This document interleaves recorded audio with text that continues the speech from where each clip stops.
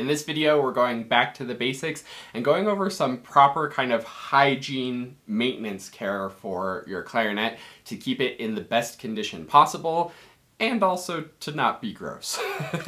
So starting off, we're going to start with actually assembling the clarinet. This is a really common one I see people do all the time, where you're going to put the clarinet together, you're using cork grease, that's great, using cork grease is good, but you'll take the tube of cork grease, you'll kind of slather the cork, and then you'll just put it right on the clarinet. And if you're somebody who does this, you probably can look at your clarinet and see kind of at the cracks and in the joints here, there's probably a buildup of cork grease. And if you look in your barrel, there's probably some buildup of cork grease there as well.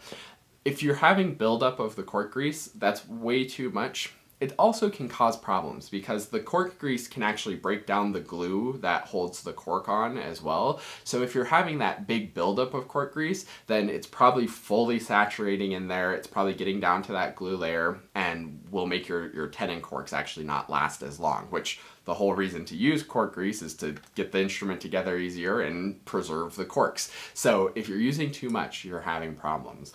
The solution to this: put just a couple dabs on and then rub it in. It's that rubbing it in rubs off the excess cork grease. It gets even application of it. It makes it so you don't have to use too much. I know you then have to wash your hands afterwards, which is a little inconvenient, but it's well worth it to save your cork. So number one, a little bit of cork grease, always rub it in. And that's the main thing for assembling the clarinet, where we want to have proper hygiene and make sure we keep things in good shape.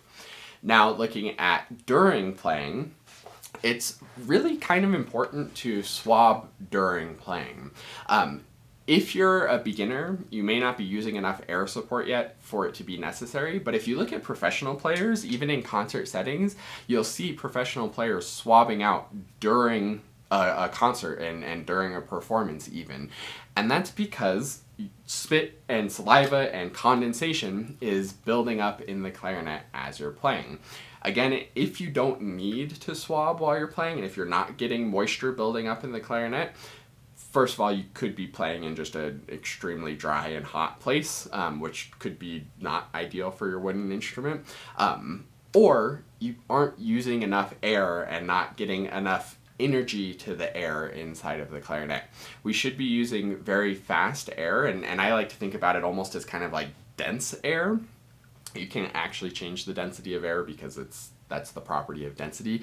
But if you're thinking about really filling up the clarinet with a good solid stream of air, it's going to be pressurized enough that there's going to be moisture in there that condenses and builds up condensation in the clarinet. It's just the nature of the instrument. So what I recommend is while you're playing, in the first 10 minutes of playing, make sure to swab at least once, and that kind of gets things moving through the instrument. And then probably every 20 minutes or so of playing after that, swab out, get the excess moisture out of the instrument. This is really important for swabbing too, because we don't want a lot of moisture building up in the instrument, especially if you have a wooden clarinet. So that brings me to number 3. We'll talk more about swabbing in a minute, but during playing, swab. Number 3, at the end of playing, please, please, please take the reed off of your mouthpiece. I know it's so tempting to be like, oh, I got it aligned just right, it's feeling really good, I'm just going to take the mouthpiece off and put it in my case. I have a mouthpiece cap, so the reed isn't going to get damaged necessarily by leaving it on, but it will.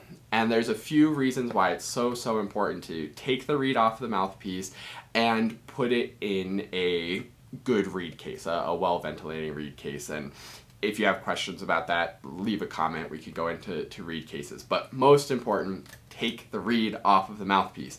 And the 2 reasons for this, one is even with a synthetic reed, but it's even more important with cane reeds, when you leave it on the mouthpiece, it's going to dry unevenly because there's going to be moisture trapped between the reed and the mouthpiece, and that uneven amount of moisture is going to dry out unevenly, and that uneven drying is what causes the reed to warp.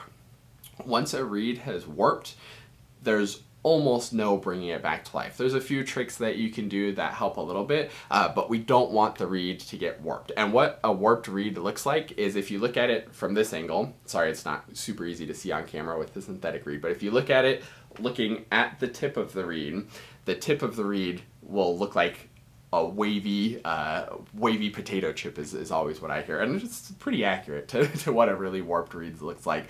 But anything that's not perfectly flat about the tip means that if you have like kind of a crinkly tip, maybe something like this, and you put that against the mouthpiece to vibrate, it's not going to seal against the mouthpiece evenly. And that's where you can get things like chirps and squawks and slow response to the reed, a generally stuffy sound, is because it's not sealing evenly. Whereas when you have a perfectly flat edge to the reed, it seals very evenly. And you can actually hear in my clapping too, if it's uneven, there's almost no sound there, but if it's flat and even, there's much more resonance, even in my fingers. So that's really, really important for the reed. So it's absolutely necessary to take the reed off the mouthpiece. And you may say, well, I have a synthetic reed, so it's not going to warp because it's made out of plastic. So it's not absorbing moisture and drying out and acceptable or susceptible to this warping process. Yes, kind of. But you're still going to have moisture trapped between the reed and the mouthpiece, and that moisture is still going to dry unevenly, and it's actually possible for the table of the mouthpiece, so this flat part of the mouthpiece, it's possible for that to warp as well when it's constantly drying unevenly. So take your reed off, dry off your mouthpiece, and then put it in the case. Speaking of drying off the mouthpiece, I also think it's a good idea to swab the mouthpiece. Swabbing the mouthpiece is a bit controversial. Some people say not to swab the mouthpiece because it can cause problems. But if you have a good swab, it's going to be totally fine. And I swab my mouthpiece pretty much every time I'm done playing, at least once a day when I'm playing. Sometimes if I'm playing multiple times throughout the day, I'll only swab it the one time during the day rather than swabbing it every single time, just so I'm not swabbing it a lot. But I don't think it really makes that much of a difference. However, very important when you're swabbing the mouthpiece, and this should be the next step as you're disassembling the mouthpiece or disassembling the clarinet, take the mouthpiece off and swab it on its own. We don't want to be taking the whole clarinet, dropping the swab through the clarinet and hitting the mouthpiece. I did damage a mouthpiece that way because I also had a swab that didn't have a covered weight. It was like the metal beads kind of one. And I was dropping it through the whole clarinet. Those metal beads at the end were hitting the baffle of the mouthpiece. And there's actually little nicks in that mouthpiece that you can see. So take the mouthpiece out, gently put the swab through the tenon side, so it's coming out the window of the mouthpiece. Gently pull the swab through, and you've swabbed your mouthpiece. And that's all the mouthpiece needs on a regular basis of playing. We'll talk more about cleaning the mouthpiece more in depth in a second. So as you're taking apart the instrument, reed off, first step. Swab mouthpiece, tenon side, out the window, gently on its own. Next step, take the whole clarinet and run your swab through the whole clarinet. Very important, again, make sure that the swab is loose and not like bunched up. If it goes in bunched up, it has a very high chance of getting stuck. So make sure it's all loose and smooth. Gently pull it through the instrument. If you feel any resistance, then stop pulling before it gets stuck, but gently pull the swab through the instrument and that will absorb everything. You don't need to rip the swab through the instrument because first of all, that's going to create more friction, which has more chance to damage your instrument. And second, the swab is made of material that's absorbent and we want it to be absorbing the moisture. So we're going to let it go through slowly so that it can actually kind of pause at those moisture points and absorb the moisture, move on to the next part, absorb the moisture, and actually get the moisture out of the clarinet. The point of swabbing is to get moisture, debris, saliva, get all of that out of the clarinet.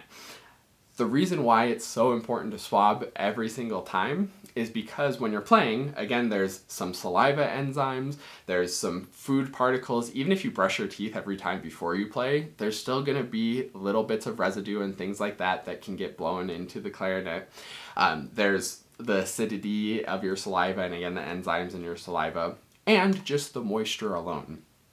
If you're playing a wooden clarinet, just the moisture alone is a problem for the instrument because the wood is going to absorb that moisture, and again, it's going to be uneven, where it's going to be more moist in some parts and less moist in other parts. So some of the wood's going to be expanding and other parts aren't going to be expanding, and when you have not expanding next to expanding, that's how we get cracks. So we want to make sure that we're getting the moisture out as much as possible so that there's no moisture sitting anywhere to cause uneven expansion and contraction.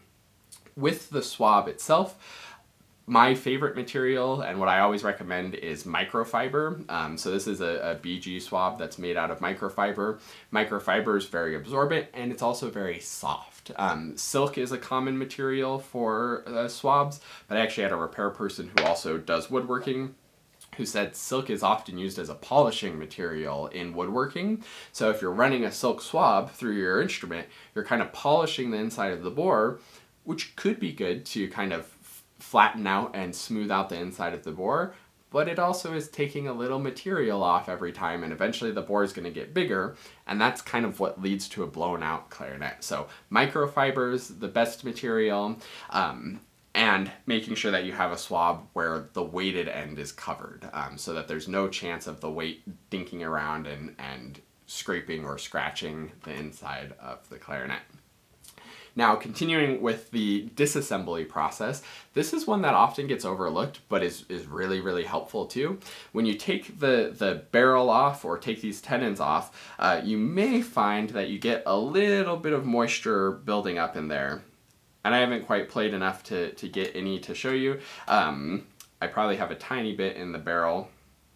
Yeah, it's hard to see. There's a little bit of moisture in the barrel. Sometimes there will be a little bit of moisture at the top of the tenon. The grain of the wood is running this way, so the top of the tenon actually has the most potential to absorb moisture. So take your swab and wipe that off to make sure that there's no excess moisture sitting on the tenon itself. So that's about moisture removal, very, very important for wooden clarinets. But even if you have a plastic clarinet, you should still swab every single time when you're done playing, again, to get any excess moisture. But more important than the moisture for a plastic clarinet is the saliva enzymes, the food particles, that kind of stuff. One little tiny piece of food that has sugar in it will start growing bacteria, and then you'll have gross bacteria in your clarinet. Saliva enzymes getting to the pads will cause the pads to break down, so swab your clarinet after you're done playing it so that there's no excess moisture building up. Wipe off the tenons so there's no excess moisture building up there, and just get all that yucky stuff out of the clarinet. Speaking of yucky stuff, that brings us back to the mouthpiece, which is also a great thing to clean regularly, a little bit more thoroughly. If you swab it each time you play or once a day when you're playing, then you'll be getting most of the gunk and stuff out of it.